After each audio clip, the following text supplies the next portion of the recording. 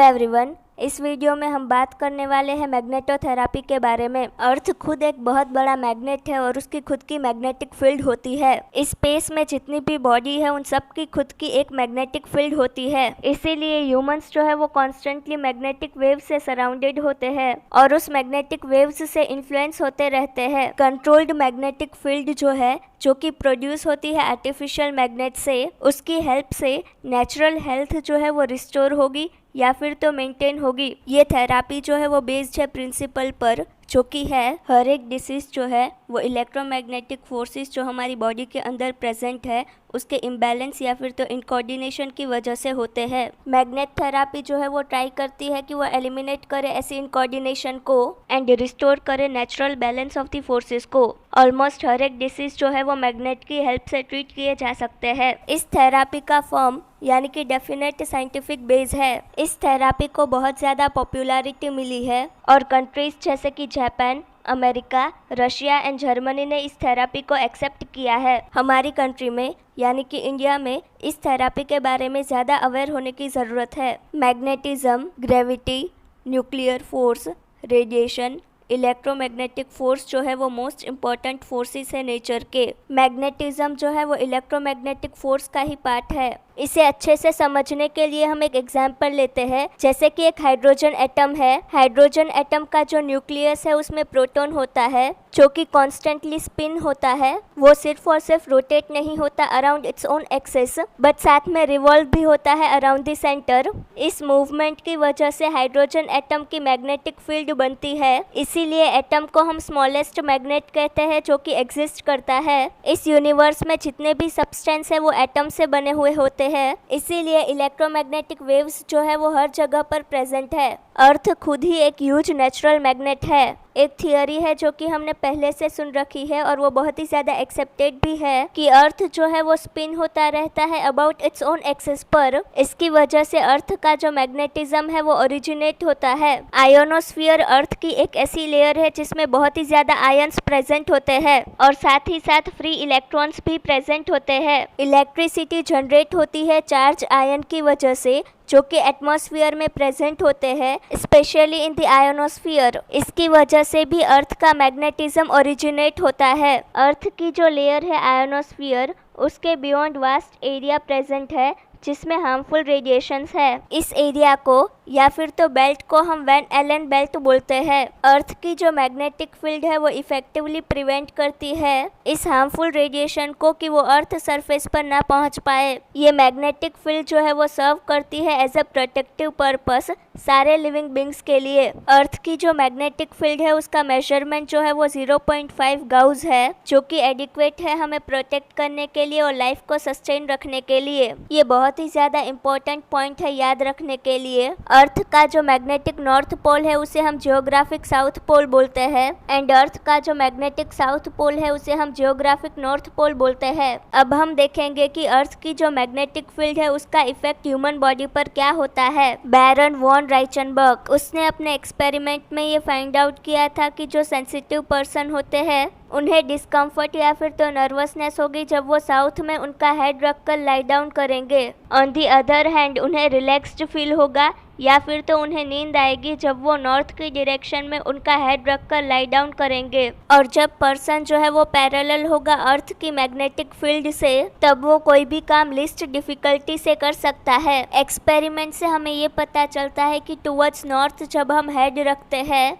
तब alpha, delta and theta waves जो है वो डोमिनेट हो जाएगी हमारे ब्रेन के अंदर। Gradually thinking process slow down होगा और पर्सन जो है वो रिलैक्स्ड फील करेगा। Geographic north pole of the earth जो है वहाँ से cooling and peace giving waves जो है वो एमिट होगी, जो हमारे ब्रेन को रिक्वायर होती है रिलैक्स्ड होने के लिए। अब हम देखेंगे कि मैग्नेट जो है वो कैसे एक्ट करता है। ये जानना बहुत ज़रूरी है कि जब हमारी बॉडी पार्ट में मैग्नेट को अप्लाई किया जाएगा तो उसकी वजह से बॉडी में क्या क्या चेंजेस होंगे। हमारी बॉडी का हर एक सेल और हर एक ऑर्गन जो है वो एक मैग्नेटिक यूनिट है। और उनकी स्पेसिफिक वाइब्रेटरी फ्रीक्वेंसी है। Vibratory frequency of various tissue and the organs of the body के बीच में जब परफेक्ट हार्मनी होगी तब हम ये बोल सकते हैं कि हमारी हेल्थ जो है वो अच्छी है। अगर कोई भी चेंजेस की वजह से natural vibratory frequency of an organ और a part of the body के बीच में हार्मनी का इम्बैलेंस हो जाता है तो उसकी वजह से डिसीज होगी। तो ऐसे में रूट ऑफ द डिसीज पर मैग्नेट थेरापी जो है वो इफेक्टिव होगी। इसके इफेक्ट की वजह से natural vibratory frequency of the various organ जो है वो रिस्टोर करेगा एंड इलेक्ट्रोमैग्नेटिक फोर्स के बैलेंस को रीएस्टैब्लिश करेगा। डायरेक्ट इफेक्ट ऑफ मैग्नेटिज्म, जब हम मैग्नेट को बॉडी पार्ट के कांटेक्ट में रखते हैं, सेल्स और ऑर्गन जो उस पार्ट में प्रेजेंट होंगे वो रिगेन करेंगे उनकी नेचुरल वाइब्रेटरी फ्रीक्वेंसी को। इलेक्ट्रोमैग्नेटिक वेव्स जो मैग्नेट से निकल रहे होंगे वो इतने ज्यादा कैपेबल होंगे कि वो बॉडी में डीपली पेनिट्रेट हो सकते हैं और हमने उसे जिस बॉडी पार्ट के कांटेक्ट में रखा होगा उस बॉडी पार्ट के हर एक सेल तक पहुंच सकते हैं। सेल का जो प्रोटोप्लाज्म है वो पोलराइज्ड होगा। इस पोलराइजेशन की वजह से सेल में स्ट्रेंथ आएगी।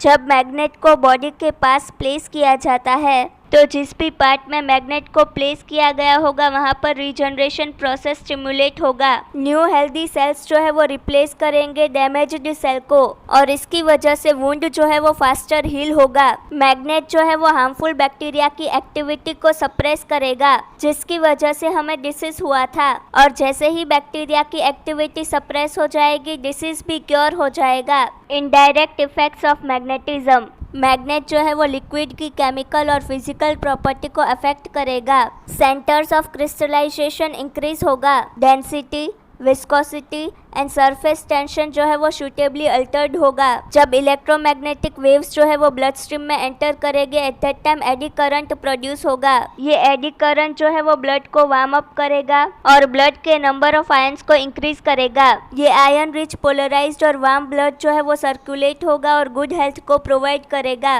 और ये हमें हेल्प करेगा मेटाबॉलिक वेस्ट प्रोडक्ट को रिमूव करने में और इसकी वजह से मस्कुलर टेंशन, फटीग और पेन जो है वो रिड्यूस होगा। कोलेस्ट्रॉल जो कि inner surface of the blood vessel में डिपॉजिट हुआ होगा वो इरोडेड हो जाएगा और डिसॉल्व हो जाएगा। इसकी वजह से ऑर्गन की ब्लड सप्लाई जो है वो इम्प्रूव होगी। ये वार्म ब्लड जो है वो स्टिमुलेट करेगा एंडोक्राइन ग्लैंड को प्रॉपरली फंक्शन करने के लिए और ये हेल्प करेगा एरिथ्रोसाइट सेडिमेंटेशन रेट और WBC काउंट को डिक्रीज करने के लिए। जब हमें इन्फेक्टियस इलनेस होगी एट दैट टाइम ये एबनॉर्मली इंक्रीज हो जाएंगे। इन शॉर्ट मैग्नेटाइज्ड ब्लड जो है वो रिस्टोर करेगा और स्ट्रेंथ प्रोवाइड करेगा each and every cells of the body को। बॉडी की जो वेरियस सिस्टम है वो ज्यादा एफिशिएंट हो जाएगी और रेजिस्टेंस पावर इंक्रीज हो जाएगा। मैग्नेटाइज्ड वाटर सब्सटेंसेस को हम 3 कैटेगरी में क्लासिफाई करते हैं, ferromagnetic, paramagnetic and diamagnetic. Ferromagnetic ऐसे सब्सटेंसेस है जो स्ट्रांगली मैग्नेट की तरफ अट्रैक्ट होते हैं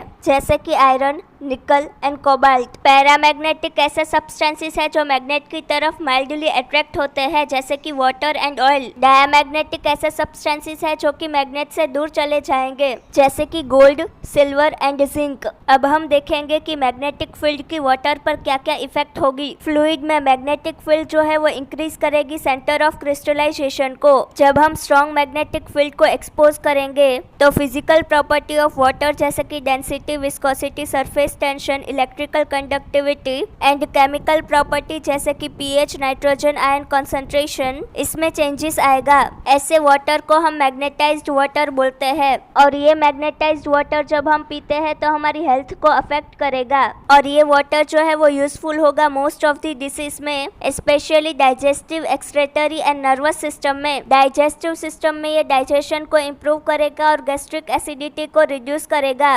कॉन्स्टिपेशन को क्योर करने में हेल्प करेगा और बहुत ही ज्यादा हेल्पफुल होगा मेंस्ट्रुअल प्रॉब्लम को ट्रीट करने में। अगर हम इस वाटर को रेगुलरली लेते हैं तो ये प्रिवेंट करेगा डिपोजिशन ऑफ द कोलेस्ट्रॉल को inner surface of the blood vessels में। मैग्नेटाइज्ड वाटर जो है वो नेचर में डायूरेटिक होता है, इसीलिए ये किडनी ट्रबल में भी बहुत ही ज्यादा यूजफुल होता है। किडनी स्टोन को ट्रीट करने में भी बहुत ही ज्यादा यूजफुल होता है। ये वाटर जो है वो स्ट्रेंथन करेगा और रिस्टोर करेगा बॉडी की नेचुरल रेजिस्टेंस पावर को, इसीलिए हम इसे वायरल डिसीजेस में भी यूज कर सकते हैं जैसे कि common cold, cough, asthma and most of the other diseases. अब हम देखेंगे कि हम वाटर को मैग्नेटाइज कैसे कर सकते हैं। वाटर को मैग्नेटाइज करने के लिए हम स्ट्रॉन्ग मैग्नेट्स का यूज करेंगे। वाटर को हम प्लास्टिक बोतल या फिर तो ग्लास बोतल में लेंगे और इस वाटर को हम स्ट्रॉन्ग मैग्नेट के कांटेक्ट में रखेंगे 24 आवर्स के लिए। वाटर को हम दोनों पोल से इन्फ्लुएंस कर सकते हैं साइमल्टेनियसली और उसको कंज्यूम कर सकते हैं। वाटर को मैग्नेटाइज करने के लिए हम 2 मैग्नेट लेंगे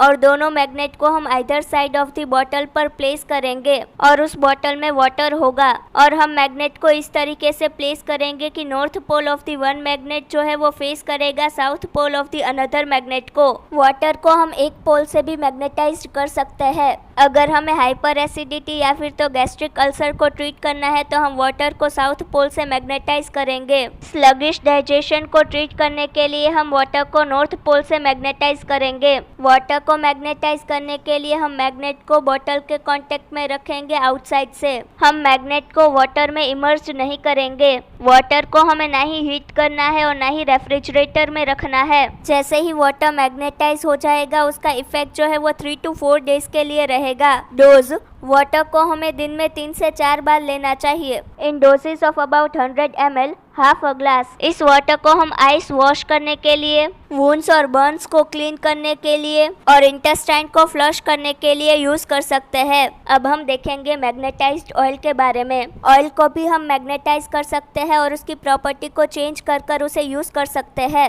ऑयल को हम दोनों पोल से इन्फ्लुएंस कर सकते हैं। इसमें हमें एक ग्लास बॉटल लेनी है और रिक्वायर्ड ऑयल उसमें डाल देना है और स्ट्रॉन्ग मैग्नेट को हमें बॉटल के कांटेक्ट में रखना है और हमें मैग्नेट को इस तरीके से रखना है कि north pole of the one magnet जो है वो फेस करेगा south pole of the another magnet को और इस मैग्नेट को हमें 15 to 20 डेज के लिए कांटेक्ट में रखना है। इस ऑयल को हम हेयर में लगाने के लिए यूज कर सकते हैं, बेबी मसाज में यूज कर सकते हैं और ग्रेजुअली एंड फॉर्मली नोज और ईयर में डालने में यूज कर सकते हैं। Oil influenced with north pole. इस मेथड में हम मैग्नेट का नॉर्थ पोल जो है उसे ही बॉटल के कांटेक्ट में रखेंगे। हम मैग्नेट को इस तरीके से पोजीशन करेंगे कि वो नॉर्थ डायरेक्शन में फेस करे। इस ऑयल को हम मसाज के लिए यूज करेंगे in general weakness, paralysis and boldness. Oil influenced with south pole. इस मेथड में हम स्ट्रॉन्ग मैग्नेट का साउथ पोल जो है उसे बॉटल के कांटेक्ट में रखेंगे। मैग्नेट को इस तरीके से पोजीशन करेंगे कि वो साउथ डायरेक्शन में फेस करे। इस ऑयल को हम मसाज के लिए यूज करेंगे in joint disorder, pain and skin problem and insomnia. North pole से मिल्क को फ्यू मिनट के लिए मैग्नेटाइज करके अगर रात को इसे पिएंगे तो सेक्सुअल एबिलिटी को एनहेंस करेगा।